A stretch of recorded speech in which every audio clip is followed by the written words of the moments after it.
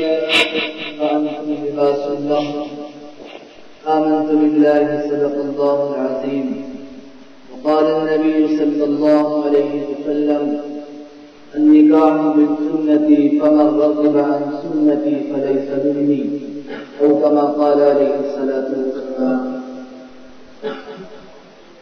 قابل احترام بزرگوں اور بھائیوں اور پسے پردہ بیٹھے بھی میری مائیں اور بہنیں، آپ سب سے گزارش ہے کہ اپنے آپ کو خاموش کر کے اپنے بچوں کو سنبھال کر تھوڑی دیر کے لیے میری بات کو سننے توجہ کے ساتھ انشاءاللہ مجھے بھی نفع ہوگا اور آپ کو بھی نفع ہوگا.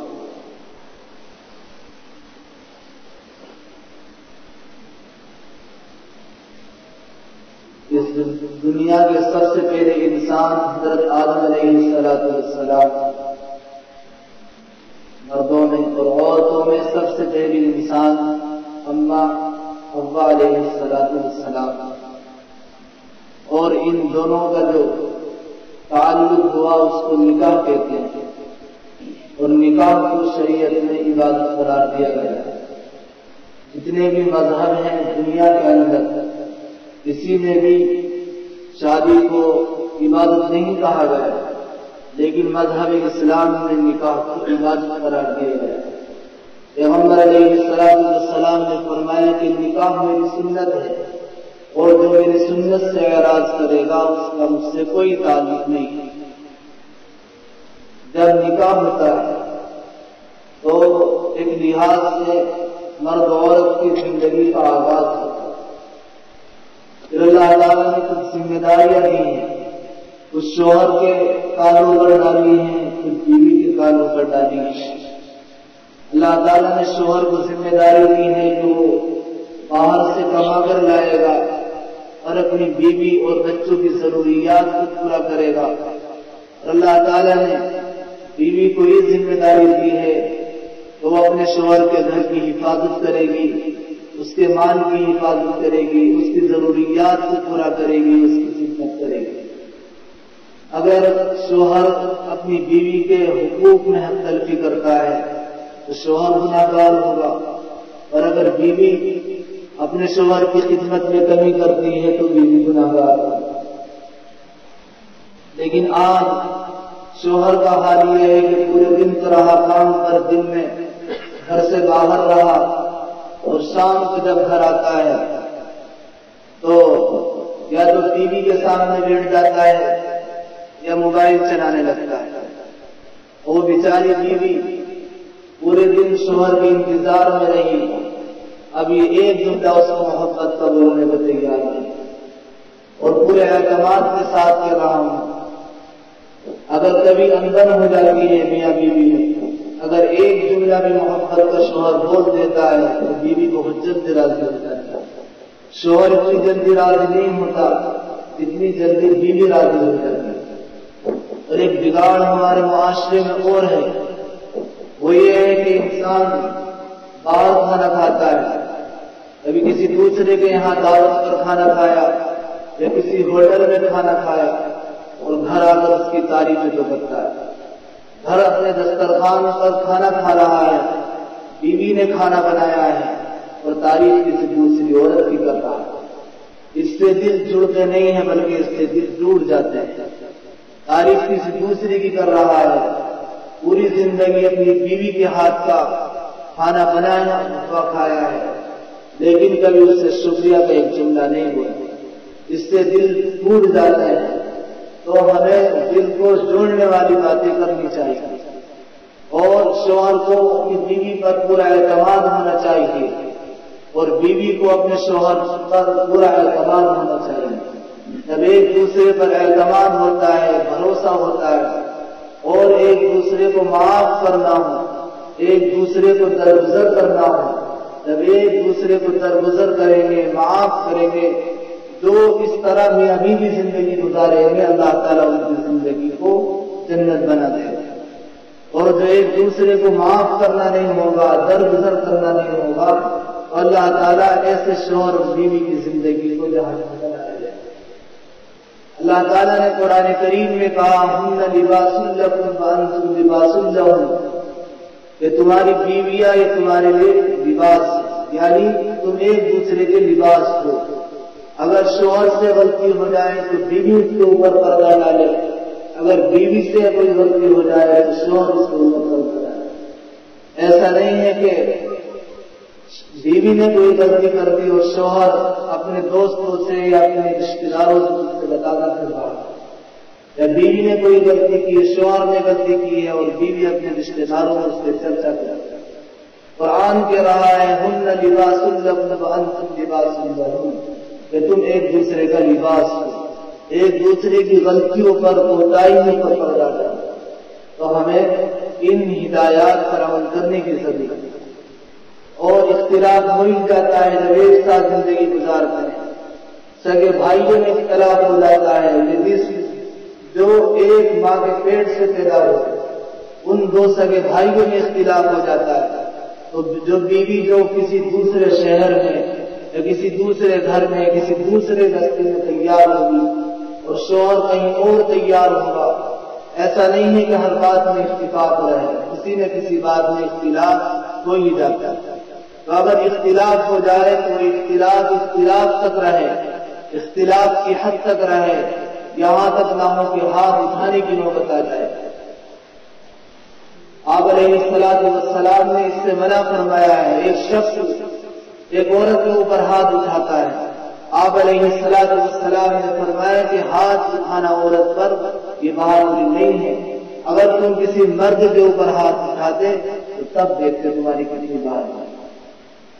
تو ہمیں ہدایات دی ہیں، تاکید کی ہے کہ اگر کبھی اختلاف ہو جائے میاں بیوی کے درمیان تو بچوں کے سامنے جھگڑا نہ کریں، اپنے بچوں کے سامنے آپس میں ایک دوسرے کو برا بھلا نہ کہیں۔ اگر کبھی جھگڑا ہو بھی جائے تو بچوں سے الگ نہ کریں۔ اگر بچوں کے سامنے ہم جھگڑا کریں گے آپس میں میاں بیوی تو بچے جو ہیں کسی نہ کسی ایک کے فیور میں ہو جائیں گے، یا تو ماں کے فیور میں ہوں گے یا باپ کے فیور میں ہوں گے۔ اگر باپ کے فیور میں ہوں گے تو ماں کی بددعا مل جائے گی، اور اگر ماں کے فیور میں ہوں گے تو باپ کی بددعا مل جائے گی، اور جب اولاد کو کسی ایک کی بددعا ملے گی تو وہ اولاد برباد ہو جائے گی۔ اس طرح سے گھر تباہ ہو جاتے ہیں، برباد ہو جاتے ہیں، پھر طلاق کی نوبت آ جاتی ہے، پھر طلاق ہو جاتی ہے۔ قرآن نے کہا کہ اگر تم ایک دوسرے سے الگ ہو گئے تو شوہر کو بھی کوئی بیوی مل جائے گی اور بیوی کو بھی کوئی شوہر مل جائے گا، لیکن جو بیچ میں بچے رہے نہ وہ ماں کے رہے نہ باپ کے رہے، ان کی زندگی خراب ہو جائے گی۔ اس لیے ہمیں تاکید کی ہے، شریعت میں ہمیں اصول بتائے گئے ہیں، قرآن میں احادیث میں کہ زندگی ہمیں کس طرح گزارنی ہے۔ شوہر کو بھی تاکید کی گئی ہے کہ وہ اپنی بیوی کے پورے حقوق ادا کرے، بیوی کو بھی پوری تاکید کی گئی ہے کہ وہ اپنے شوہر کی خدمت میں کسی طرح کی کوئی کمی نہ کرے۔ میں نے آپ حضرات کے سامنے ایک حدیث پڑھی ہے، بس اس کا ترجمہ اور دین کی چند موٹی موٹی باتیں عرض کروں گا اور اس کے بعد ختم کر دوں گا۔ آپ علیہ السلام کی حدیث ہے الدین والنصیحہ، بہت مختصر سی حدیث ہے لیکن بڑی جامع حدیث ہے۔ فرمایا کہ دین خیر خواہی کا نام ہے، دین نصیحت کا نام ہے۔ ایک انسان دیندار ہو اور کسی کا حق مارے ایسا نہیں ہو سکتا۔ ایک آدمی دیندار ہو اور کسی کا مال دبائے نہیں، ایک آدمی دیندار ہو چوری کرے ایسا نہیں ہو سکتا۔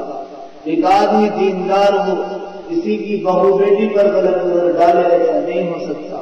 ایک آدمی دیندار ہو اور قرضہ لے کر ہضم کر جائے ایسا نہیں ہو سکتا۔ ایک آدمی دیندار ہو اپنے پڑوسی کو ستائے ایسا نہیں ہو سکتا۔ میں بتاتا ہوں دیندار کسے کہتے ہیں، دیندار کس کو کہا جاتا ہے۔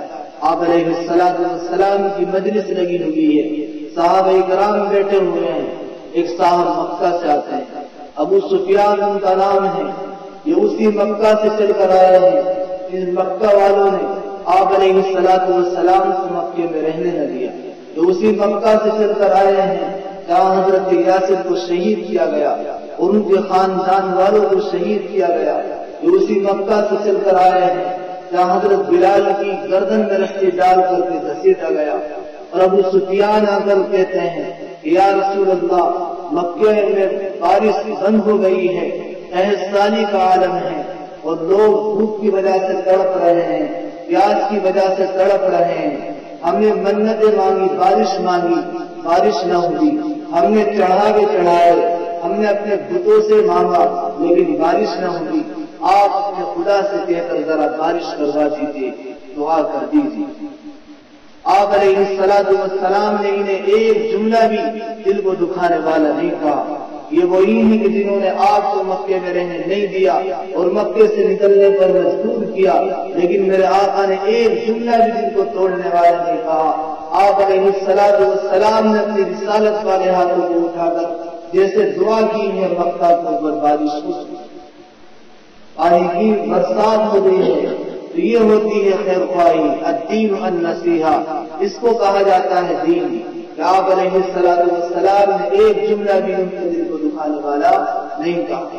لیکن آج ہمارے یہاں کیا حالت ہے کہ بھئی میں تو دعوت اس کی کروں گا جو میری دعوت کرے گا، کہ بھئی آپ نے کہ یہاں شادی کی، آپ نے فلاں کی دعوت نہیں کی، کہ بھئی اس نے اپنے لڑکے کی شادی نہیں کری تھی، اس نے میری نہیں کری تھی، اس کی نہیں کری، وہ مجھے نہیں پوچھتا، اسے نہیں پوچھتا، شریعت یہ نہیں کہتی۔ آپ علیہ السلام کی تعلیمات ہمیں یہ ہدایت نہیں دیتی۔ آپ علیہ السلام سے یہ فرماتے ہیں کہ جو رشتہ توڑے تو اس سے رشتہ جوڑو، جو تمہارے اوپر ظلم کرے، زیادتی کرے، تم بدلہ لے سکتے ہو، طاقت بھی ہے، ہمت بھی ہے، لیکن اس کے باوجود معاف کرو۔ آپ علیہ السلام کی تو ہمیں یہ تعلیم ملتی ہے۔ ایک عورت ہے، سارا اس کا نام ہے، مکہ سے چل کر وہ مدینہ منورہ آتی ہے اور مدینہ منورہ آ کر آپ علیہ السلام کی خدمت اقدس میں آتی ہے۔ آپ علیہ السلام اس سے 3 سوال کرتے ہیں۔ پہلا سوال آپ یہ کرتے ہیں کہ سارا یہ بتاؤ کہ تم یہاں پر کیوں آئی ہو؟ سارا کہتی ہے کہ میں یہاں امداد کے لیے آتی ہوں۔ آپ نے اس سے پہلا سوال یہ کیا کہ یہ بتاؤ کہ ہجرت کر کے آئی ہو؟ وہ کہتی ہے کہ میں ہجرت کر کے بھی نہیں آئی۔ آپ کہتے ہیں کہ یہ بتاؤ کیا مسلمان بننے کے لیے آئی ہو؟ کہتی ہے کہ میں مسلمان بننے کے لیے بھی نہیں آئی۔ آپ فرماتے ہیں کہ جب ہجرت کر کے بھی نہیں آئی اور مسلمان بننے کے لیے بھی نہیں آئی تو تم یہاں کس لیے آئی ہو؟ وہ کہتی ہے کہ یا رسول اللہ تباہی آ گئی اور فاقے نکلنے لگے، میں اس نیت سے آئی ہوں کہ میری کچھ امداد ہو جائے۔ اور سارا کا کام تھا گانا بجانا یعنی ناچ۔ تو میرے بھائیوں ہمارے یہاں یہ بات مشہور ہو گئی کہ صدقہ تو دیا جائے گا، وہ اندھوں کو دیا جائے گا، لنگڑوں کو اپاہجوں کو دیا جائے گا۔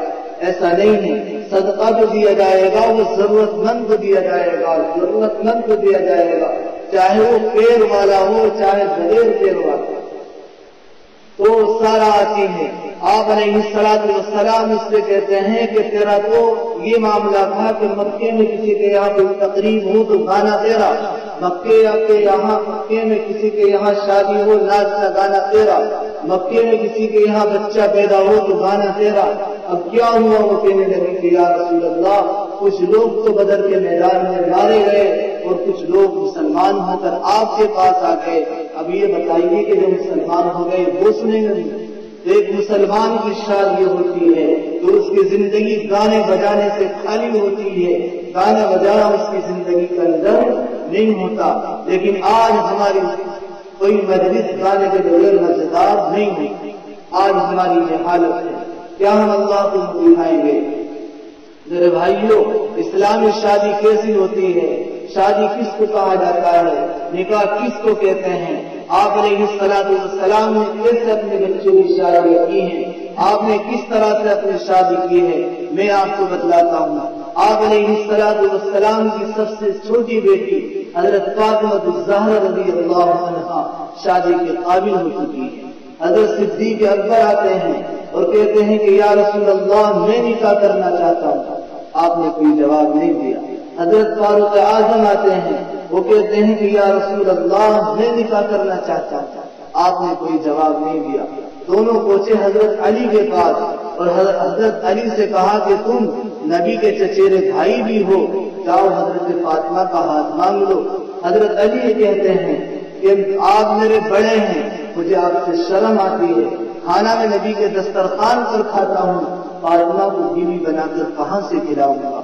آپ علیہ الصلوۃ والسلام حضرت بلال سے کہتے ہیں کہ ذرا لوگوں کو جمع کرو، لوگ جمع ہونے شروع ہوتے ہیں، انصار بھی ہیں، اس میں مہاجر بھی ہیں، مسجد نبوی میں تمام صحابہ جمع ہو جاتے ہیں، آپ علیہ الصلوۃ والسلام منبر پر کھڑے ہوتے ہیں اور کہتے ہیں کہ میں نے اپنی بیٹی فاطمہ کا نکاح 40 اوقیہ چاندی یعنی 500 درہم پر کیا ہے، اگر علی منظور کرے۔ اب یہ نکاح ہو گیا، بتاؤ کتنے یہاں پر شادی کارڈ چھپے، کتنے ہوٹل بک ہوئے، کتنی رسم و رواج کو ادا کیا گیا۔ میرے بھائی کو اس نکاح کی برکت یہ ہے کہ حسن پیدا ہوئے، حسین پیدا ہوئے، اور آپ نے فرمایا کہ جنت کے نوجوانوں کے سردار۔ لیکن آج ہم نے شادی بیاہ میں اتنی رسومات داخل کر لی ہیں، اتنی مشکل بنا دیا ہے، ہم نے بہت مشکل بنا دیا ہے۔ ایک لڑکی کا 11 مرتبہ پیغام آیا، کتنا؟ 11 مرتبہ پیغام آیا، اور 11 مرتبہ پیغام آنے کے بعد ہر جگہ سے پیغام ٹوٹ گیا۔ کیا لڑکی پڑھی لکھی نہیں؟ کہا کہ لڑکی قرآن شریف پڑھی ہوئی ہے، لڑکی تعلیم یافتہ ہے، کہ کیا لڑکی کے کریکٹر کے اندر کچھ کمی کہ نہیں؟ لڑکی تو پاک دامن ہے۔ تو پھر 11 مرتبہ پیغام آ کر یہ کیوں ٹوٹا کہ ہر جگہ سے یہی جواب ملا کہ یہ لوگ ہماری ٹکر کے نہیں ہیں، یہ لوگ ہماری ٹکر کے نہیں، کہ کیا کہ تم مسلمان ہو مسلمان نہیں، کہ تم کلمے والے ہو کلمے والے نہیں، کہ کلمے والے تو ہیں لیکن وہ لوگ ہماری ٹکر کے نہیں ہیں۔ کہ کیا مطلب؟ کہ مطلب یہ ہے کہ جتنا ہمیں جہیز چاہیے اس کے باپ کی جیب میں تھی جان نہیں تو وہ ہمیں جہیز دے سکتے، کہ جتنا ہمیں مال چاہیے اس کے باپ کی جیب میں تھی طاقت نہیں ہوئی۔ جب 11 مرتبہ پیغام آ کر ٹوٹ گیا، ہر جگہ سے ٹوٹ گیا، تو ایک دن اس کی ماں نے یہ کہا کہ تو ہمارے لیے بڑی نحوست والی شادی ہوگی، کہ کتنا اچھا ہوتا کہ تو پیدا ہوتے ہی نہیں۔ اب اس لڑکی کے دل کو یہ بات لگ گئی، اب جب لگ گئی تو کہاں بجھائی جائے؟ خودکشی کرنا جائز نہیں ہے، ناجائز ہے، حرام ہے، اب اس کو جائز نہیں کہیں گے۔ اب وہ لڑکی کمرے کے اندر جاتی ہے، کمرے کو بند کر لیتی ہے، ماں آواز دے رہی ہے لیکن دروازہ کھولنے کے لیے تیار نہیں۔ باپ کو بلایا گیا، باپ آواز سے لگا رہا ہے لیکن دروازہ کھولنے کو تیار نہیں ہے۔ جب دروازے کو توڑا گیا تو دیکھا کہ اس لڑکی نے زہر پی کر جان دی، اور ایک کاغذ پر یہ لکھا کہ میری امی اور ابا مجھے معاف کرنا، میری امی اور ابا مجھے معاف کرنا، کہ میری گھر سے ڈولی نہیں اٹھی، جنازہ ہی نہیں۔ میرے بھائی بزرگوں، اس کے باپ نے یہ کہا کہ تم نے اتنی جلدی ہمت توڑ دی، ابھی تو تیرے باپ کی ہمت نہیں توڑی، تو کیا حالت ہوئی ہوگی اس کے باپ کی، کیا حالت ہوئی ہوگی اس کے ماں کی۔ تو بھائی بزرگوں، آج امت کو کہاں لے کر کے جا رہے ہیں؟ آج سب سے زیادہ پیسہ امت کا یا تو مکانات کی تعمیر پر خرچ ہو رہا ہے، یہ شادی بیاہ میں ہم برباد کرتے ہیں۔ کتنا کھانا ہم شادی بیاہ میں برباد کرتے ہیں، کتنے سمجھدار لوگوں کو ہم نے دیکھا ہے کہ اتنا کھانا برباد کرتے ہیں، اتنا کھانا برباد کرتے ہیں کہ کسی کا 1 مہینے کا راشن آ سکتا ہے، اتنا کھانا ہم شادی بیاہ میں برباد کرتے ہیں۔ تو بیان تو ہوتے رہتے ہیں، آج عہد کرو، عزم کرو کہ انشاءاللہ ہم جس تقریب میں شرکت کریں گے، جس شادی میں شرکت کریں گے، وہاں کھانے کو برباد نہیں کریں گے، ہم کھانے کو برباد نہیں کریں گے۔ ان لوگوں سے پوچھو اس کھانے کی اہمیت، ان لوگوں سے پوچھو جو ملکوں کی سرحدوں پر پڑے ہوئے ہیں، اپنے ملکوں سے باہر پڑے ہوئے ہیں، ایک ایک گھونٹ پانی کو ترس رہے ہیں، ایک ایک لقمے کھانے کو ترس رہے ہیں، ان کی رزق کی اہمیت اور قیمت ان سے معلوم ہے۔ تو آپ علیہ الصلوۃ والسلام منبر پر کھڑے ہوئے اور آپ نے کہا کہ میں نے اپنی بیٹی فاطمہ کا نکاح 40 اوقیہ چاندی یعنی 500 درہم پر علی سے کیا، اگر علی قبول کریں۔ حضرت علی نے کہا کہ یا رسول اللہ، آپ کی دی ہوئی اس نعمت کو میں نے دل و جان سے قبول کیا ہے۔ تو میرے بھائیو بتاؤ، اس شادی میں کتنے رسم و رواج ہوئے، کتنے ڈی جے آئے، کتنے خرافات ہوئی، بتاؤ کتنے ہم نے گانے بجانے کیے، کچھ نہیں ہوا۔ اور آپ علیہ الصلوۃ والسلام نے یہ نکاح کیا ہے اپنی بیٹی کا، حسن حسین پیدا ہو رہے ہیں، آپ فرما رہے ہیں کہ یہ دونوں جنت کے سردار ہیں، نوجوانوں کے سردار رہیں گے حضرت حسن حسین رضی اللہ عنہ۔ اللہ تعالیٰ ہم سب کو بھی سادگی کے ساتھ سنت کے ساتھ اپنے تمام امور ادا کرنے کی توفیق عطا فرمائے. اللہ تعالیٰ ایک دوسرے کے حقوق ادا کرنے کی توفیق عطا فرمائے. ایک بزرگ ہیں اور امام ہیں ہمارے حضرت امام احمد بن حنبل رحمۃ اللہ. 4 امام ہیں، ان میں سے ایک امام احمد بن حنبل، اور امام کی امام ابو حنیفہ رحمۃ اللہ علیہ. امام احمد بن حنبل کے بارے میں آتا ہے کہ وہ ایک سفر کر رہے تھے، گھر سے روانہ ہوئے، راستے میں مغرب کی نماز پڑھی، ایک جگہ پر نماز پڑھی، وہاں دیر ہو جاتی ہے، ابھی منزل دور ہے، مغرب کی نماز پڑھ کر عشاء کی نماز کے انتظار میں بیٹھ جاتے ہیں. عشاء کی نماز کسی مسجد میں ادا کرتے ہیں. عشاء کی نماز ادا کرنے کے بعد حضرت یہ چاہتے ہیں کہ اسی مسجد میں میرا قیام ہو جائے اور میں صبح کو آگے کی مسجد طے کر دوں، لیکن مسجد والوں نے مسجد میں ٹھہرنے کی اجازت نہیں دی. اب حضرت مسجد سے باہر کھڑے ہوئے. مسجد کے سامنے ایک دکان تھی روٹی بنانے والی، نان بائی، اور وہ نان بائی جو تھا روٹی بنانے والا، وہ دیکھ رہا ہے کہ کوئی باہر کا شخص. حضرت امام احمد بن حنبل رحمۃ اللہ علیہ پوچھا کہ کیا پریشانی ہے، کس چیز کی ضرورت ہے. حضرت احمد ابن حنبل رحمۃ اللہ علیہ فرماتے ہیں کہ مجھے قیام کرنا، میری منزل دور ہے، اگر کہیں قیام کا انتظار ہو گیا تو میں ٹھہر جاؤں گا، ورنہ ابھی رات ہی میں آگے کی منزل میں طے کروں گا. حضرت سے وہ شخص کہتا ہے کہ آپ میرے یہاں پر قیام کریں، اور جب تک میں دکان پر ہوں میرے ساتھ رہیں، شام کو رات سے میں اپنے ساتھ لے کر کے جاؤں گا، اور جو مجھ سے ضیافت کو چیز ہو سکے گی، مہمان نوازی بھی نہ کی اپنے وسعت سے مطابق. لیکن حضرت پھر کیا چلتے ہیں تو وہ روٹی بنانے والا جب روٹی کے پیڑا بناتا ہے تو استغفر اللہ کہتا ہے، اور جب پیڑے کو ٹیبل پر رکھتا ہے تو استغفر اللہ کہتا ہے، جب روٹی بنا کر کے وہ تنور میں لگاتا ہے تو استغفر اللہ کہتا ہے، جب روٹی تیار ہو جاتی ہے تو استغفر اللہ کہتا ہے.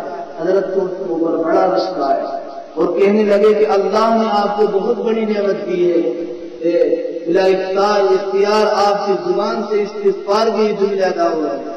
اس شخص نے کہا کہ ہاں، اللہ تعالیٰ نے مجھے یہ بہت بڑی نعمتیں دے رکھی ہے، اور ایسا لگ رہا ہے کہ میری زندگی میری مرضی کے مطابق گزر رہی ہے. میں اللہ سے جو مانگتا ہوں مجھے مل جاتا ہے، میری ہر دعا قبول ہو جاتی ہے. یعنی اللہ نے مجھے مستجاب الدعوات بنا دی. تو وہ جو دعا کر رہا ہے استغفار کی برکت سے اس کی ہر دعا قبول ہو رہی ہے. لیکن وہ حضرت سے کہنے لگا کہ ایک دعا میری قبول ہونے سے رہ رہی. تو وہ کیا ہے؟ تو وہ یہ ہے کہ ہمارے علاقے سے دور ایک بستی میں ایک اللہ والے رہتے ہیں، ایک بزرگ ہیں، تو ان سے ملنا چاہتا ہوں، میں ان کی زیارت کرنا چاہتا ہوں، ان کی خدمت میں رہنا چاہتا ہوں، لیکن میرا یہ کاروبار، میرا یہ کام مجھے یہاں سے نکلنے نہیں دیتا، میری یہ دکان مجھے یہاں سے نکلنے نہیں دیتی. حضرت نے اس سے پوچھا کہ وہ کیا دعا ہے، کہ ان کا کیا نام ہے. کہا کہ ان کا نام احمد بن حنبل. حضرت اس کو اپنے سینے سے لگاتے ہیں اور کہتے ہیں اس سے کہ مجھے ہی احمد بن حنبل کہا جاتا ہے. اللہ تعالیٰ نے اس روٹی بنانے والے کی یہ دعا بھی اس طرح سے قبول فرما. استغفار کی برکت سے اللہ تعالیٰ دعاؤں کو قبول فرما.